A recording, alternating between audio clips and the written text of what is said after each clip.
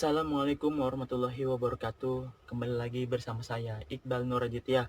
Nah, seperti biasa, saya akan menjelaskan berbagai permasalahan hukum yang sering terjadi di masyarakat.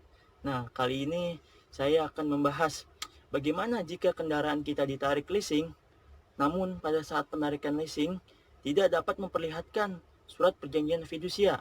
Nah, ketika kita berbicara tentang fidusia, maka kita akan merujuk kepada Undang-Undang Nomor 42 Tahun 1999 tentang jaminan fidusia. Di dalam pasal 1 dijelaskan, fidusia adalah pengalihan hak kepemilikan benda atas dasar kepercayaan dengan ketentuan bahwa benda yang kepemilikannya dialihkan tersebut tetap dalam penguasaan pemilik benda. Nah, biasanya hal ini sering terjadi pada objek jaminan yang nilainya rendah. Contohnya pada objek jaminan motor. Di masyarakat, faktanya hal ini sering terjadi bahwa leasing tidak pernah mendaftarkan perjanjian tersebut ke kantor pendaftaran fidusia. Lembaga pembiayaan juga pada faktanya di masyarakat banyak melakukan kontrak pembiayaan tidak di hadapan notaris, sehingga perjanjian tersebut hanya mempunyai kekuatan pembuktian saja. Sebagai perjanjian di bawah tangan, karena tidak ada akta notaris sebagai kekuatan hukum atas perjanjian tersebut dibuatkan di hadapan notaris saja tidak, bagaimana mau keluar sertifikat fidusianya? Nah, begitu kan yang sering terjadi di masyarakat, tidak pernah membuat suatu perjanjian fidusia, tidak pernah didaftarkan atau setidaknya kita membuat kontrak di hadapan notaris saja tidak. Nah, ujuk-ujuk leasing datang ke rumah kita mengeluarkan surat fidusia. Bagaimana bisa leasing mempunyai surat fidusia sedangkan kita tidak pernah merasa atau tidak pernah membuat suatu apapun di hadapan notaris? Jika kita merasa tidak pernah membuat suatu perjanjian apapun yang berkaitan dengan pendaftaran fidusia atau dengan perjanjian fidusia, dan kita ketahui surat tersebut adalah palsu, maka leasing dapat dikenakan dengan ketentuan pidana dalam Undang-Undang Nomor 42 Tahun 1999 tentang fidusia. Di pasal 35 yang menyatakan setiap orang yang dengan sengaja memalsukan, mengubah, menghilangkan, atau dengan cara apapun memberikan keterangan secara menyesatkan yang jika hal tersebut diketahui oleh salah satu pihak tidak melahirkan perjanjian fidusia, dipidana dengan pidana penjara paling singkat 1 tahun dan paling lama 5 tahun, dan denda paling sedikit 10 juta dan paling banyak 100 juta. Nah, apabila ada perjanjian fidusia yang dibuat tidak secara otentik di hadapan notaris dan tidak didaftarkan di kantor pendaftaran fidusia, maka perjanjian tersebut tidak mempunyai hak eksekutorial. Apa itu hak eksekutorial? Hak eksekutorial adalah hak penarikan tanpa melalui pengadilan, atau kreditur dapat menarik jaminan objek fidusia tersebut tanpa harus melalui putusan pengadilan. Nah, itu yang dinamakan hak eksekutorial atau hak khusus yang dimiliki oleh kreditur atas terbitnya jaminan fidusia tersebut.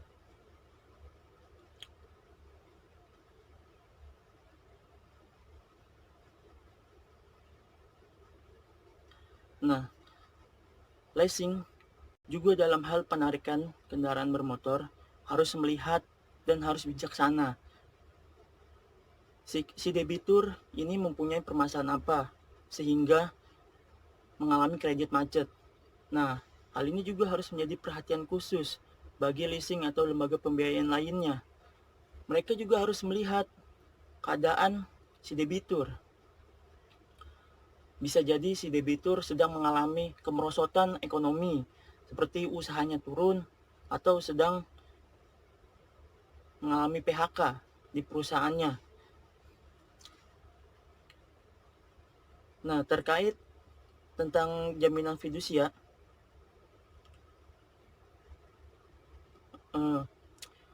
Mahkamah Konstitusi baru saja mengeluarkan putusan terbarunya pada bulan Januari 2020 pada sidang pleno terbuka terkait uji materi pasal 15 Undang-Undang Jaminan Fidusia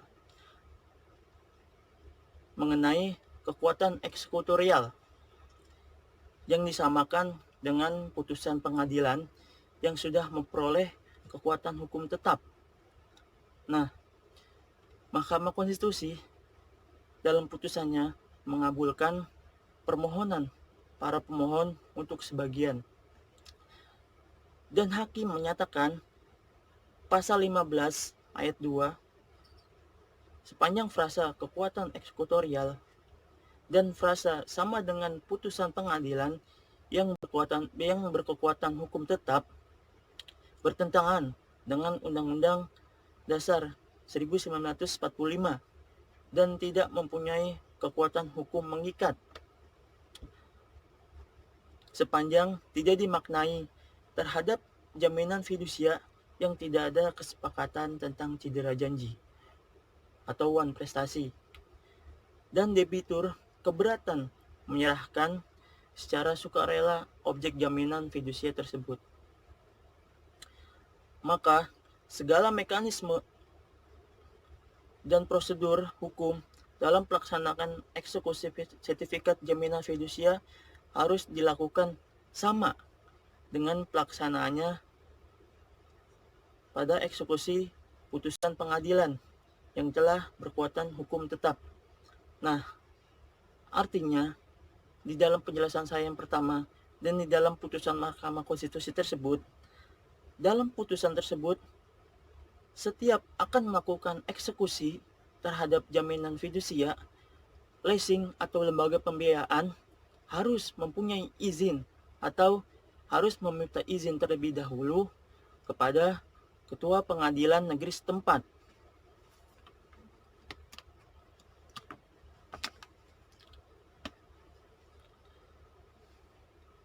Ketika leasing atau lembaga pembiayaan telah memperoleh izin atau memperoleh hak untuk melakukan eksekusi, nah hal ini juga harus diperhatikan, yaitu lembaga pembiayaan atau leasing harus mengikuti prosedur-prosedur yang ada di pengadilan. Yang menjadi pertanyaan di masyarakat, bagaimana cara penyelesaiannya jika terjadi sengketa antara kreditur dan debitur? Nah, kreditur dalam hal ini adalah konsumen, dan konsumen haknya telah diatur di dalam Undang-Undang Nomor 8 Tahun 1999 tentang Perlindungan Konsumen di dalam pasal 4 yang menyebutkan hak untuk mendapatkan advokasi, perlindungan, dan upaya penyelesaian sengketa perlindungan konsumen secara patut. Nah, dalam hal ini, konsumen dapat melaporkan ke Badan Penyelesaian Sengketa Konsumen atau ke Yayasan Perlindungan Konsumen. Dan di situ mereka akan sebagai mediasi antara konsumen dan kreditur. Nah, sudah jelas ya. Apabila hal tersebut terjadi, konsumen dapat melaporkan ke Badan Penyelesaian Sengketa atau ke Yayasan Perlindungan Konsumen. Jika di BPSK atau di Yayasan Perlindungan Konsumen, konsumen dan kreditur tidak menemukan titik terang, maka kreditur atau debitur dapat melakukan gugatan ke pengadilan negeri setempat di mana tempat perkara tersebut terjadi.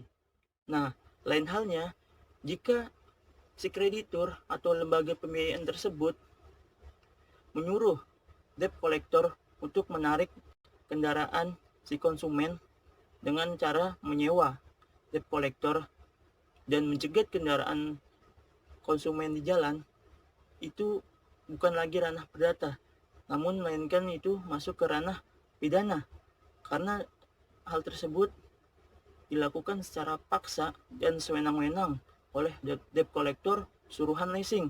Nah, konsumen dalam hal ini dapat melaporkan kejadian tersebut ke polisi karena telah melanggar pasal 368 dan pasal 365. Karena debt collector telah melakukan penarikan kendaraan di jalan secara paksa dan melawan hukum. Nah, sekian penjelasan dari saya. Assalamualaikum warahmatullahi wabarakatuh.